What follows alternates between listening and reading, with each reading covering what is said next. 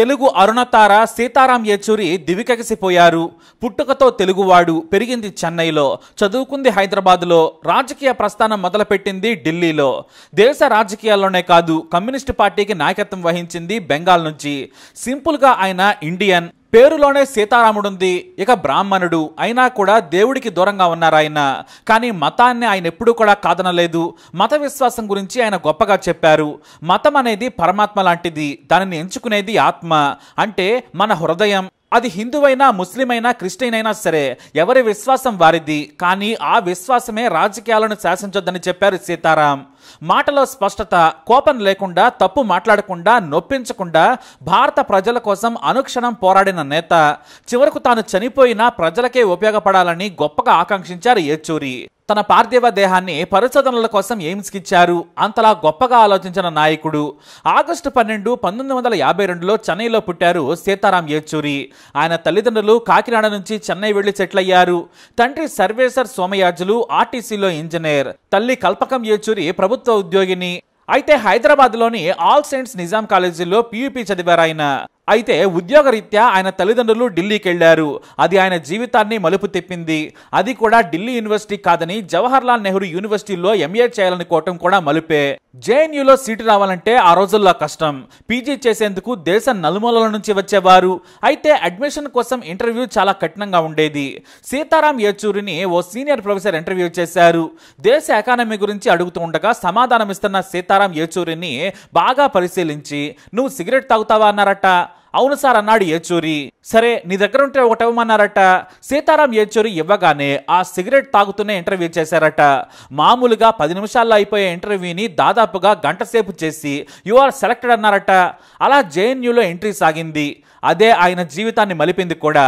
ఎందుకంటే అక్కడే ఆయనకు వామపక్ష భావజాలం మనసుకెక్కింది. లెనిన్ను గొప్పగా చదివారు ఆయన. PhD కూడా చేశారు. ఎమర్జెన్సీలో కూడా అరెస్ట్ అయ్యారు యేచూరి సీతారాం. అంతేకాదు 3 సార్లు JNU అధ్యక్షుడిగా ఎన్నికైన ఆయన ఇందిరాగాంధీ నిరంకుశ పాలనకు వ్యతిరేకంగా పోరాడారు.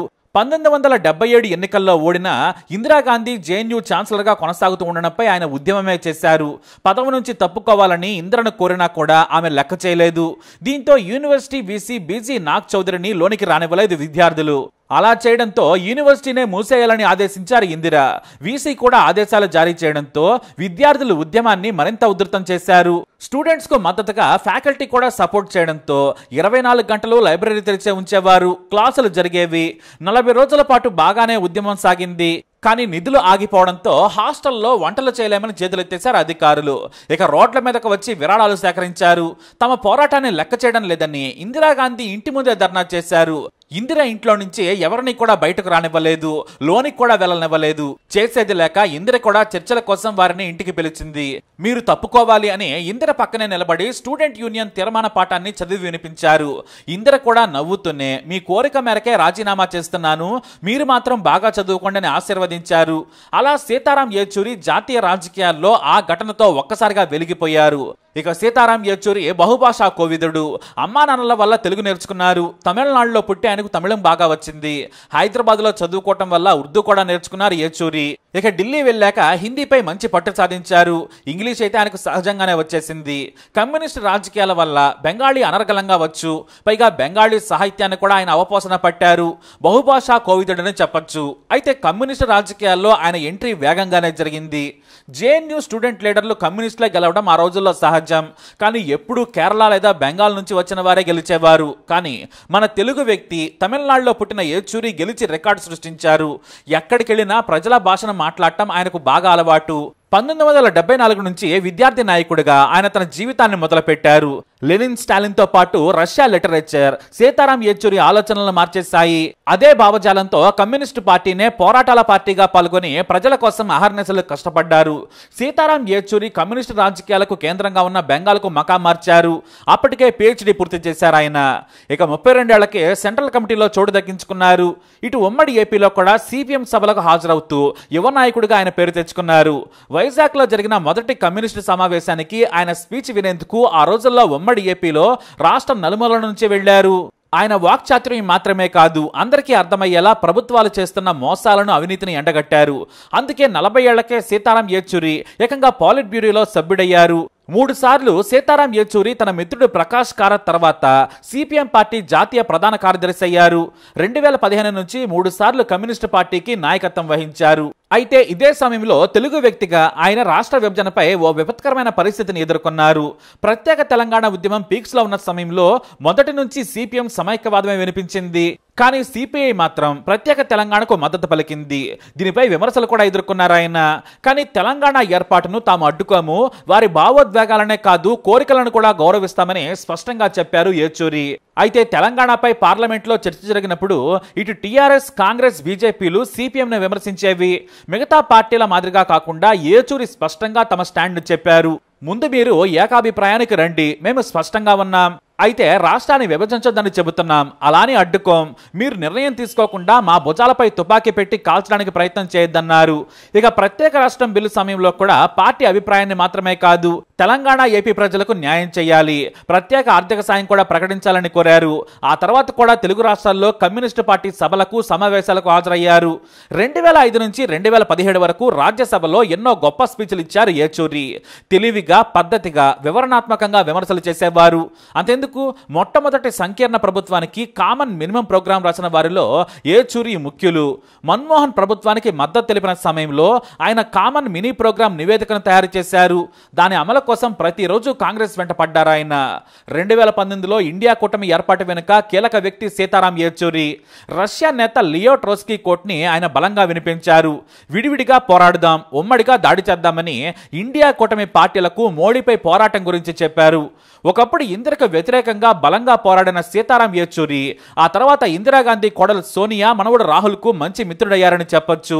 సంకీర్ణ ప్రభుత్వాల ఏర్పాటు సమయంలో సీతారాం యేచూరి కీలక నిర్ణయాలే పార్టీని కొంతైనా బతికించాయి. పార్టీ కూడా ప్రజలకు అనుగుణంగా మారాలని బలంగా చెప్పారు. ఎందుకంటే 1992 తర్వాత రష్యా విచ్ఛిన్నమైంది. ఆ తర్వాత ఎన్నో దేశాల్లో కమ్యూనిజం ఫెయిల్ అయింది. పెట్టుబడిదారీ వ్యవస్థలే సక్సెస్ అయ్యాయి. కానీ మనం కూడా పెట్టుబడిదారీ వ్యవస్థలకు అనుకూలంగా మారాలి, కానీ వాటిలో సోషలిజం ఉండాలని బలంగా చెప్పారు సీతారాం యేచూరి. పనివాడిలాగానే జీవితం ముగించకూడదు, పైకి ఎదిగేలా చర్యలు ఉండాలని చెప్పారు. మార్క్సిజం, లెనినిజం అనేవి విప్లవ మార్పులు, పరిస్థితులకు అనుగుణంగా మారాలని సీతారాం యేచూరి పార్టీకే కాదు, బయట ఉన్న పెట్టుబడిదారులను కూడా ప్రోత్సహిస్తున్న పార్టీలన్నింటికీ చెప్పారు. ఇక వ్యక్తిగత వివరాలకు వస్తే ఆయన ఎంత జాతీయ రాజకీయాల్లో ఉన్నా కూడా కుటుంబాన్ని దూరంగానే ఉంచేవారు. వేలాది పుస్తకాలు చదివిన యేచూరి లెఫ్ట్ హ్యాండ్ డ్రైవ్ పేరుతో ఓ జాతీయ పత్రికకు కాలమ్స్ రాశారు. ఆ తర్వాత caste and class in Indian politics today, socialism in changing world, Modi government new search of communalism versus secularism వంటి పుస్తకాలను రాశారు సీతారాం యేచూరి. ఇక సీతారాం యేచూరి మేనమామ ఒకప్పటి ఉమ్మడి ఏపీ సీఎస్ మోహన్ కందా ఐఏఎస్. సీతారాం యేచూరి భార్య పేరు సీమా చిస్తి. ఈమె జర్నలిస్టు. వీరిది ప్రేమ వివాహం. బీబీసీ, ఇండియన్ ఎక్స్ప్రెస్ లో పనిచేశారు ఆమె. వీరికి డానిష్ అనే కొడుకున్నారు. అంతకుముందు వీణా మజుందార్ను పెళ్లి చేసుకున్నారు. వీణా యేచూరి దంపతులకు ఆశిష్ యేచూరి, అఖిల అనే పిల్లలున్నారు.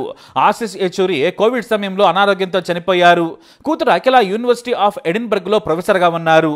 అయితే ఊపిరితిత్తుల ఇన్ఫెక్షన్స్ తో ఎయిమ్స్ లో జాయిన్ అయ్యారు ఆయన. చికిత్స తర్వాత డిశ్చార్జ్ అయినా కూడా మళ్లీ తిరగబట్టడంతో మళ్లీ ఎయిమ్స్ లో చేరారు. పరిస్థితి విషమించడంతో లైఫ్ సపోర్ట్ తో చికిత్స చేసినా కూడా జబ్బు నయం కాలేదు. 72 ఏళ్ల వయసులో సీతారాం యేచూరి చనిపోయారు. ఇక తాను చనిపోయినా కూడా తన మృతదేహాన్ని పరిశోధనల కోసం ఎయిమ్స్ కి ఇవ్వాలని ముందే ఆయన నిర్ణయం తీసుకున్నారు. కమ్యూనిస్టు పార్టీ కార్యాలయంలో నివాళులు అర్పించిన తర్వాత సీతారాం యేచూరి మృతదేహాన్ని ఎయిమ్స్ కి అప్పగించారు కుటుంబ సభ్యులు. దేశ ప్రజల కోసం అహర్నిశలు పోరాడిన సీతారాం యేచూరికి రెడ్ సెల్యూట్ చేద్దాం. ఎందుకంటే ఇంతటి గొప్ప ఇంటెలెక్చువల్స్, రాజకీయాల్లో హుందాగా ఉండేవారిని మనం ఇక చూడలేం. ఆయన అసలు పేరు యేచూరి సీతారామారావు, కానీ ఆయన ఆ రావునే తీసేశారు. ఆయన పేరుని యేచూరి సీతారాంగానే పెట్టుకున్నారు. ఇక ప్రస్తుతానికైతే దొంగ రాజకీయ నాయకులదే రాజ్యం. ఆనాటి తరంలో నిజాయితీ ఉంది. అందులోనూ కమ్యూనిస్టు యోధుల గురించి మనం ప్రత్యేకంగా చెప్పనక్కర్లేదు. అందుకే లాల్ సలాం కామ్రేడ్ అంటూ యేచూరికి సెల్యూట్ చేస్తూ ఉన్నారు ప్రతి ఒక్కరూ. మరి మనం కూడా చేద్దాం. యేచూరి సీతారాంపై మీ అభిప్రాయాన్ని కమెంట్ ద్వారా తెలియజేయండి. వీడియోని లైక్ చేయండి, షేర్ చేయండి, మా ఛానల్ని సబ్స్క్రైబ్ చేసుకోండి.